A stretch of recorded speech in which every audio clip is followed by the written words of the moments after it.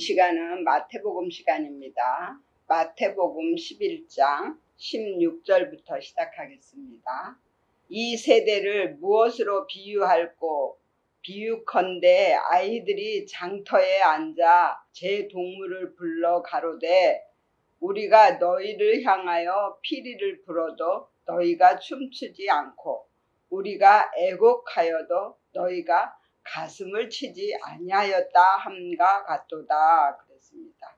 이 세대는 어떤 세대냐면요, 자기 스스로 무엇인가를 할 수 있다고 생각하는 세대입니다.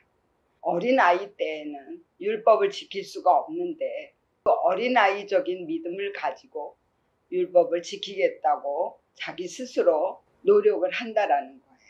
그것은 하나님이 금하시다라는 뜻입니다. 그래서 이 세대는 하나님의 아들 되시는 예수가 와서 하나님의 말씀을 전하는데도 불구하고 그 말씀을 듣지 않는다라는 거예요. 그래서 예수님이 비유로 하신 건데 장터에 앉아서 피리를 불고 애곡을 하고 이렇게 해도 전혀 마음을 돌이키지 않는다라는 것입니다. 그만큼 율법적인 믿음에 매여 있기 때문에 하나님의 말씀을 듣지도 못하고 그 말씀을 깨달을 수도 없는 것입니다. 춤추지 않고가 사람은 아무도 할 수 없다 해요. 나는 아무것도 할 수 없습니다 라는 고백을 해야만 하나님의 말씀이 내 위에 내 생각 속에 오셔서 마귀를 내어 쫓아주시고 우리의 혼을 다스려 주시고 그 말씀으로 우리를 이끌어 가실 수가 있는데, 내가 하겠다고 하면 말씀은 절대 우리 안에 들어오실 수가 없습니다. 그래서 애곡하여도 가슴을 치지 않는다라는 거예요. 뉘우치지 않고 돌이키지를 않아요. 뉘우치고 나는 못해요. 하나님이 해주세요. 하나님께 다 맡기겠습니다. 이런 믿음으로 가야만 우리가 역전하는 믿음이 될 수 있단 말이에요. 그런데 그걸 하지 않는다라는 거예요. 그리고 18절에 요한이 와서 먹지도 않고 마시지도 아니하매 저희가 말하기를 귀신이 들렸다 하더니 인자는 와서 먹고 마시매 말하기를 보라 먹기를 탐하고 포도주를 즐기는 사람이요 세리와 죄인의 친구로다 하니 지혜는 그 행한 일로 인하여 옳다함을 얻느니라 그랬습니다. 요한은 메시아가 오시는 그 길을 예비하기 위해서 율법적인 믿음에 매여 있는 사람들에게 회개하라고 돌이키라고 그 일을 하기 위해서 왔어요. 그런데 사람들은 요한 보고 귀신이 들렸다 그랬어요. 예수님은 오셔서 죄인들과 함께 하셨고 또 병든 자들, 귀신 들린 자들, 연약한 자들과 함께 하셨습니다. 그래서 그들을 말씀으로 세우시고 그들에게 천국 복음을 전해주셨습니다. 그래서 많은 사람들이 예수 그리스도를 믿게 된 것입니다. 그리고 예수 그리스도께서 하신 일이 무엇입니까? 가난한 자에게 복된 소식을 전해주시고 병든 자를 치료하시고 귀신 들린 자를 고치시고 눌린 자를 자유케 해주시고 마귀에게 묶여서 늘 괴롭힘을 당하는 영혼들을 그 마귀에게서 해방시키시고 그들에게 역전의 복을 주신 것입니다. 그리고 20절에 예수께서 권능을 가장 많이 베푸신 고을들이 회개치 아니함으로 그때에 책망하시되 참 많이 기적을 베풀어 주시고 병든 자를 고치시고 하나님의 나라를 보여주셨습니다. 그럼에도 불구하고 회개하지 않고 그들은 더욱 강팍해졌습니다. 그래서 예수님이 21절에 화가 있을진저 고라시나 화가 있을진저 벳세다야 너희에게서 행한 모든 권능을 두로와 시돈에서 행하였다면 저희가 벌써 베옷을 입고 제에 앉아 회개하였으리라 그랬습니다. 하나님의 말씀을 들은 많은 사람들 중에 자기만의 절대를 가지고 자기가 하나님이 되어갖고 있는 사람들. 예수님 시대 때나 지금이나 똑같습니다.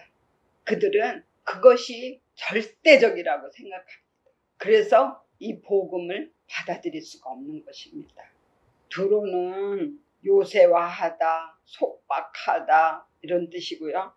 시도는 곁에 엎드리다, 사람을 쫓다, 사냥하다 이런 뜻이에요. 그런 사람들도 하나님의 이 복음을 들으면 회개하고 하나님 앞에 항복을 할 텐데, 지금 베세다에서는 정말 기적을 많이 베푸셨습니다. 그런데도 불구하고 회개하지 않았습니다. 그래서 22절에 내가 너희에게 이르노니 심판날에 두로와 시돈이 너희보다 견디기 쉬우리라 그랬습니다. 이 심판날은 육적인 믿음이나 율법주의적인 믿음의 끝을 말씀하십니다. 그때에는 회개케 하기 위해서 많은 연단과 고난과 환난이 온다는 것입니다. 그리고 23절에 가버나움아 네가 하늘에까지 높아지겠느냐 음부에까지 낮아지리라. 네게서 행한 모든 권능을 소돔에서 행하였다면 그 성이 오늘날까지 있었으리라 그랬습니다. 내가 높아지고자 하면요, 하나님은 아주 낮추십니다. 그래서 교만한 자는 물리치시고 겸손한 자는 찾으시는 것입니다. 내가 높아져서 내가 하나님의 자리에 올라앉아가지고 내가 했다, 내가 하겠다 이렇게 하는 거예요. 그런 믿음은 하나님이 낮춰버리시는 거예요. 멸시를 당하게 하고 부끄러움을 당하게 합니다.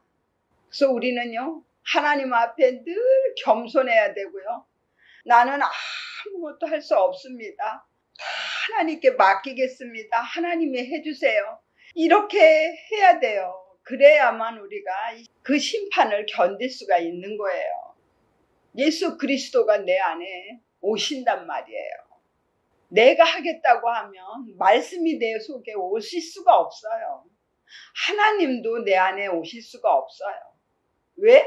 내가 하나님이 되어갖고 나를 나타내고 나를 자랑하고 그렇게 하기 때문에 절대 그런 믿음에는 하나님이 들어오실 수도 없고 그런 마음은 하나님을 찾을 수가 없답니다.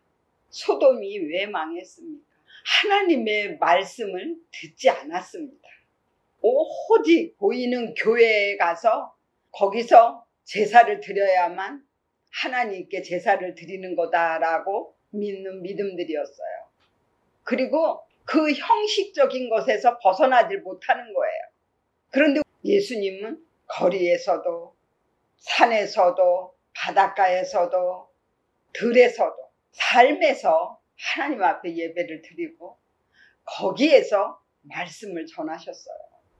이제는 그런 형식적인 것에서 벗어나야 된다라는 거예요. 우리는 제사를 삶에서 드려야 돼요. 삶에서 부딪힐 때마다 내 속에서 올라오는 것들을 하나님 앞에 죽여서 드리는 그 제사를 드려야만 하나님이 받으신단 말이에요. 그리고 24절에 내가 너희에게 이르노니 심판날에 소돔 땅이 너보다 견디기 쉬우리라 하시니라 그랬습니다.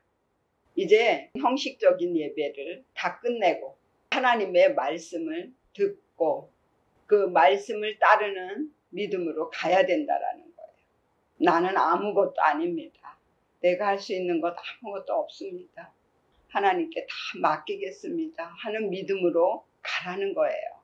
그래야만 우리 마음에 천국을 이룰 수가 있고 또 하나님의 말씀이 내 위에 오셔서 우리의 생각과 우리의 마음을 다스려 주시고 또 우리를 말씀으로 이끌어 가십니다.